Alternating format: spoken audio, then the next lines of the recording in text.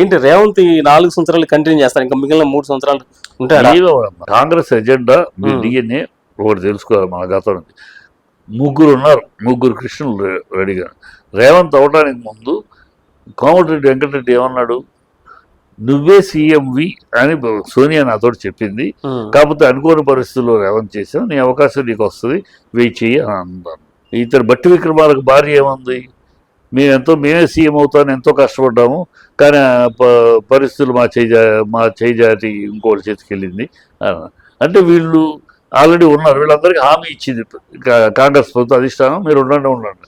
So మొదటి కృష్ణుడు, రెండో కృష్ణుడు, ఇప్పుడు మూడో కృష్ణుడు రెడీ అయిపోయాడు, కోమటిరెడ్డి వెంకటరెడ్డి. ఆ రెండో కృష్ణుని ఇప్పుడు ఆగస్టు తర్వాత లేకపోతే ఇంకో 2-3 నెలల్లో ఆగస్టు లేకపోతే మన ఇయర్ ఎండింగ్లోనో December 9 కదా అతను ప్రమాణం స్వీకారం చేసింది. ఆ December 9 దాకా వచ్చి అదే రోజు ఇంకొక రెండో కృష్ణుడు ఎంటర్ అవుతాడు. ఈ రెండో కృష్ణుడు ఒక 2 ఏళ్ళు ఉంటాడు. 2020 డిసెంబర్ నుంచి 2026, 2027 ఉంటాడు. అరే ఆ 2027 డిసెంబర్లో మూడో కృష్ణుడు వస్తాడు, బట్టి విక్రమార్క. బట్టి విక్రమార్క ఎందుకు మూడో కృష్ణుడు? దళితుడు. అప్పుడు ఎలక్షన్ దగ్గర పడతాయి కదా, దళితుడిని ముఖ్యమంత్రి చేశాము అనే స్లోగన్లో అతను తీసుకొస్తారు. ఈ కాంగ్రెస్ యొక్క నేపథ్యము ఇది ప్రజలు ఎక్కడో ఒక భ్రమలో మార్పుల దానికి నమ్మి ఓట్లేసారు, కానీ లేకపోతే ఈ ప్రజలకు తెలుసు ఇది ఈ కాంగ్రెస్ ప్రభుత్వం అధికారంలోకి వస్తే 5 ఏళ్ళు ఎంత దంచుకుందాం, ఎంత దోచుకుందాం, ఎంత దాచుకుందాం, ఎంత అధిష్టానాన్ని పంపిద్దాం, ఎంత మనం మిగుల్చుకుందాం, ఈ ధ్యాస తప్పితే వీళ్ళకి ఇంకోటి ఉండదు. సో 2 ఏళ్ళు ఈ లోపల ఎవడు అధిష్టానానికి ఏం కావాలి, అధిష్టానానికి ఎవడు మోటార్ గట్టిగా సర్దగలడు, ఆ కెపాసిటీ ఉన్నాడు ఎవడు. సో రేవంత్ రెడ్డికి ఇచ్చారు, రేవంత్ రెడ్డి తన శక్తి మేరకు ఏదో చేశాడు.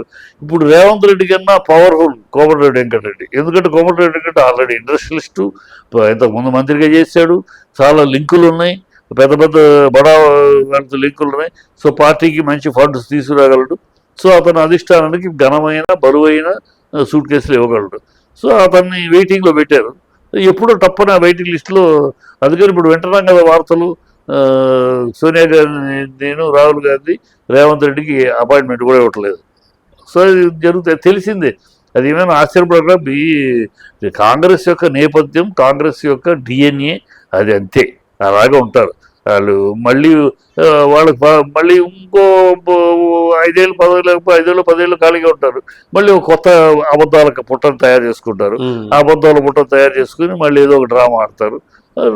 అదృష్టం కలిసి వస్తే వాళ్ళకి ప్రజల కోసం అధికారం కాదు, వాళ్ళకి ప్రజాపాలన కూడా, ప్రజల్లో మంచి పేరు తెచ్చుకుని మనం చిరస్థాయిగా ఉండడం కాదు.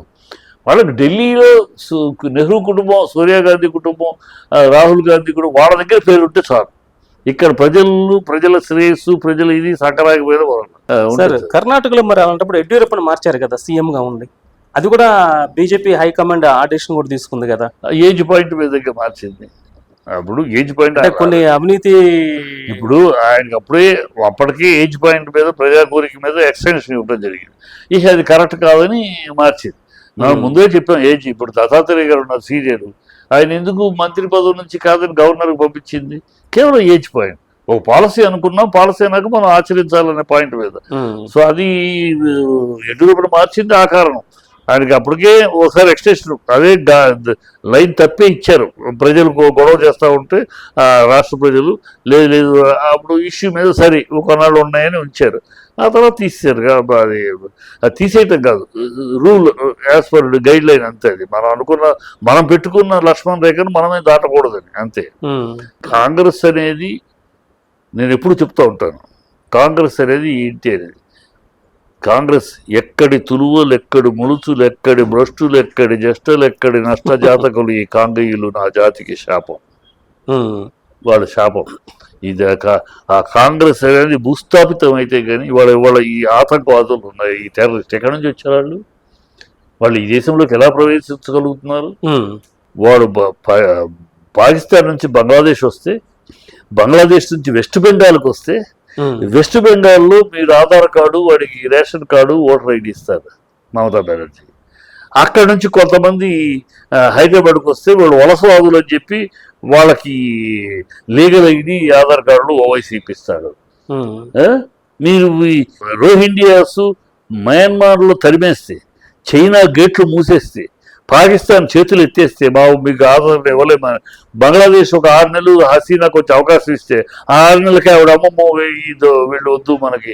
వాళ్ళు ఏంటి రోహింగ్యాస్ ఎవరు, వాళ్ళ సిస్టమ్ ఏంటి, ఆ ప్రతి ఆడది కంటే 10 మందిని కనాలి, లేకపోతే 5గురే కంటే ఇంకో 5గురు నాన్ ముస్లిమ్స్ని చంపాలి.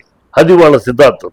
అలాంటి రోహింగ్యాస్ని ప్రపంచం అంతా వద్దంటా ఉంటే మన దగ్గరికి చేర్చుకుని వాళ్ళకి లీగల్ ఐడి ఇస్తాను, వాళ్ళకి ఆధార్ కార్డు ఇస్తానని ఓవైసీ లాంటి దౌర్భాగ్యులు, దుర్మార్గులు, ఈ ఓవైసీలు, ఈ మమతా బెనర్జీలు, ఈ కమ్యూనిస్టులు, అఖిలేష్ యాదవ్లు, ఈ కాంగ్రెస్లు, ఈ దౌర్భాగ్యులు వల్ల కదా టెర్రరిస్టులు వాళ్ళ సమర్థిస్తారు. ఇంకా పోయి వాళ్ళు ఇంకా సమర్థిస్తారు. వాళ్ళకి మానవతా దృక్పథం చూపించాలంటారు. వీళ్ళు ఏమనాలి? ఇలాంటి మన దేశానికి పాకిస్తాన్, చైనా లాంటి శత్రు దేశాల కన్నా కూడా ఇంటర్నల్ శత్రువులు వీళ్ళని మట్టు పెట్టాలి, వీళ్ళని అడగదొక్కాలి, వీళ్ళని ప్రజలు తరిమి కొట్టాలి. ఈ శత్రువులు ముందు ఇంటి శత్రువు డేంజర్. వీళ్ళు ఇంటి శత్రువులు. ఇంట్లో ఉంటూ ఈ దేశంలో ఉంటూ వాడు రాహుల్ గాంధీ విదేశాలకు వెళ్తాడు, భారతదేశం దేశమే కాదంటాడు, ఇట్స్ నాట్ ఎ నేషన్ అంటాడు. ఏం మాట్లాడతాడు, ఎందుకు మాట్లాడో తెలీదు. హిందూ టెర్రరిజం అంటాడు, హిందూ తాలిబాన్ అంటాడు వాడు దిగ్విజయ్ సింగ్. ఏం మాట్లాడతారు? వీళ్ళకి ఈ దేశాన్ని కించపరచడం, ఈ దేశాన్ని అవమానపరచడం, ఈ దేశాన్ని తక్కువ చేయడం. ఇవాళ ఆదాని మీద ఏంటి, ఆదాని ఎదుగుతున్నాడు. ఈ ఇజ్రాయేల్, ఈ అనేక దేశాల్లో కాంట్రాక్ట్స్ లో చైనాని తలదని వెళ్ళిపోతున్నాడు. చైనా యొక్క ఆధిపత్యాన్ని తెలగొట్టి అనేక కాంట్రాక్ట్లో అతను వెళ్తున్నాడు. అది ఏడుపు కమ్యూనిస్టులకి. అందుకని అతని మీద పడి ఏడుస్తారు. చైనాని తలదని వెళ్తున్నాడు. చైనాకి రావాల్సిన కాంట్రాక్ట్ శ్రీలంకలోను ఇక్కడను ఆదాని పట్టుకుంటున్నాడు. ఆదానికి వెళ్ళి చైనా వెనకబడిపోతుంది.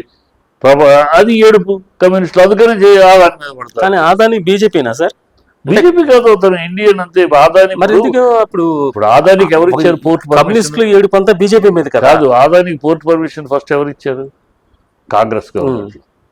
ఆదాని 2014లో పుట్ల. ఆదాని అంబానీ 2014లో పుట్టారా?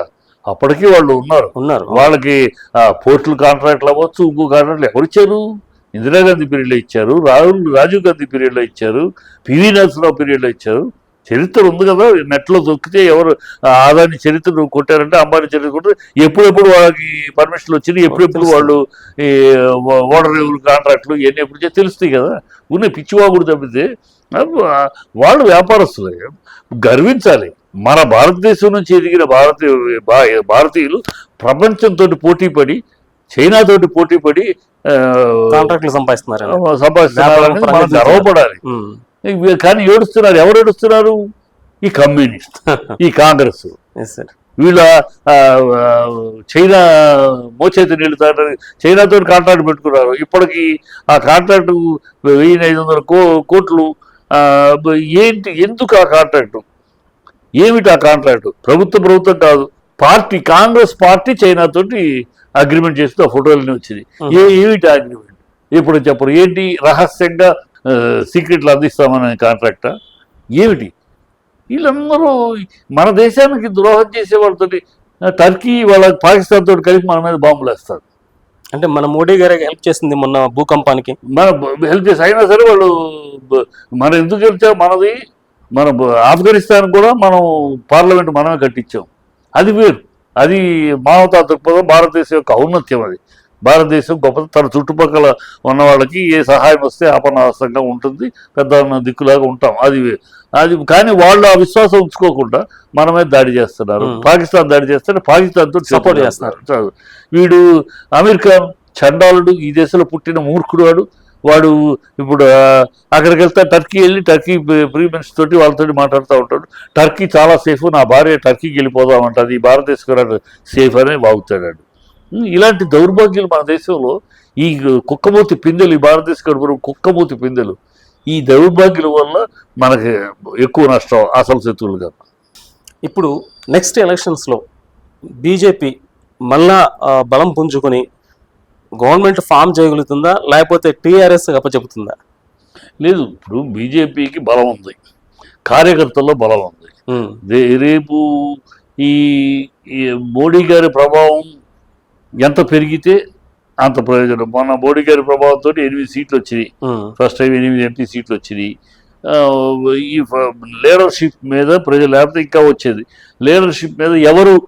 ఇప్పుడు ఓకే అయ్యా, కేసీఆర్ వద్దయ్యా, కేసీఆర్ వద్దు, రేవంత్ కాంగ్రెస్ వద్దు, మరి ఎవరు ఫేస్, ఎవరు నెక్స్ట్ ఫేస్ ఎవరు? అదే సమస్య ఇప్పుడు. అదే సమస్య. ఆ ఫేస్ ఎవరు అనేది కనుక ప్రొజెక్ట్ చేయగలిగితే, ఆ ఫేస్ని కనుక అధిష్టానం కానీ ప్రజల్లో అయితే వాళ్ళు పార్టీకి ఉన్నారు, పార్టీకి ఓట్లు వేయడానికి ప్రజలు సిద్ధంగా ఉన్నారు, కానీ ఫేస్ వాల్యూ కోసం చూస్తున్నారు.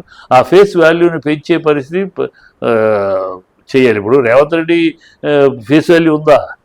చంద్రబాబు దగ్గర సామంత్ రెడ్డిగా బతికినోడు, సోనియా గాంధీని బూతులు తిట్టినోడు, అలా వాళ్ళు అధిష్టానం అతన్ని పెంచింది. అలాగ ఒక నాయకుడు అట్లాగూ ఇక్కడ ఆల్రెడీ ప్రజల్లో ఉన్న నాయకుడైన బండి సంజయ్ లాంటి వాళ్ళని పికప్ చేసి వాళ్ళు ఇంకా ఫుల్ ఇచ్చి బండి సంజయ్ లేపుకు వెళ్ళగలడు. నా ఉద్దేశంలో బండి సంజయ్ని ఫోకస్ చేస్తే కాబోయే లీడర్, రాష్ట్రానికి పార్టీని అధికారంలోకి తీసుకురాగలిగే నాయకుడు ఆయన కనుక అతను ఫోకస్ చేస్తే ఖచ్చితంగా బీజేపీకి అవకాశం ఉంది. ఎందుకంటే ప్రజల్లో ఉంది. దాదాపుగా ఈ బీఆర్ఎస్ అవకాశాలు తగ్గుతున్నాయని మీ ఉద్దేశమా? తగ్గట్లేదు. కాంగ్రెస్ తగ్గిపోతుంది. ఇప్పుడు కాంగ్రెస్ గెలిచింది బీజేపీ తగ్గడం వల్ల. సో బీఆర్ఎస్ తగ్గుతుందంటే బీఆర్ఎస్ సిటీ మొత్తం గెలిచారు కదా. డిస్ట్రిక్ట్స్ లో బాగా తగ్గినాయి కదా. డిస్ట్రిక్ట్స్ లో లేదు, ఇప్పుడు డిస్ట్రిక్ట్స్ లో ఇప్పుడు మొదట్లో తగ్గింది, అర్బన్ లో పెరిగింది, రూరల్ లో తగ్గింది. ఇప్పుడు రూరల్ లో కూడా మన సిటీలో ఏంటంటే మన వరంగల్ మీటింగ్ ఏంటి, ఎందుకు అంత ఉధృతంగా జరిగింది?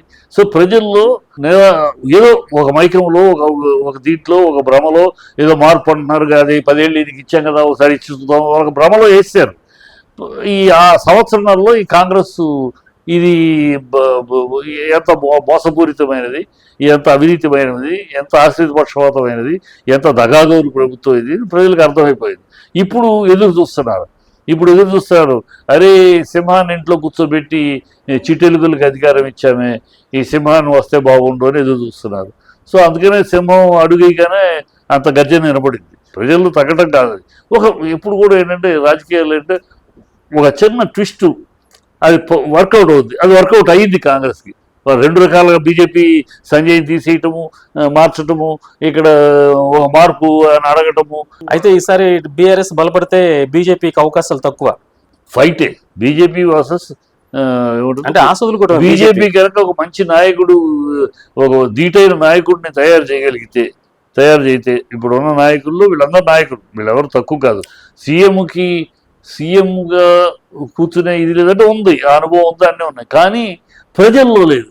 ప్రజల్లో సీఎంగా అతన్ని ఒక సీఎంగా చూసి ఒక్క కాస్త కూస్తో బండి సంజయ్కే ఆ అర్హత ఉంది. బండి సంజయ్లోనే కొంతమంది 100 మంది అడిగితే కనీసం ఒక 30 మంది అయినా బండి సంజయ్ అర్హుడే అంటారు. సో ఆ బండి సంజయ్ని ఇంకా లేపితే అతనికి ఫుల్ పవర్స్ ఇచ్చేసేసి పార్టీలో అతన్ని పెట్టి మళ్ళీ వెనకాల లాగే కూటమి కాకుండా ఫుల్ పవర్స్ ఇచ్చేసి అవుట్ రైట్ ఇచ్చేస్తే అతను లాక్కెళ్ళగలడు, పార్టీని అధికారంలోకి తేగలడు. అది నా విశ్వాసం. సార్ చాలా విషయాలు ముచ్చటించుకున్నాం. ఇండో పాక్ యుద్ధం దగ్గర మొదలయ్యి తెలంగాణ బీజేపీ రాజకీయాల దాకా చక్కగా అన్ని విషయాలు మాట్లాడారు. Thank you sir.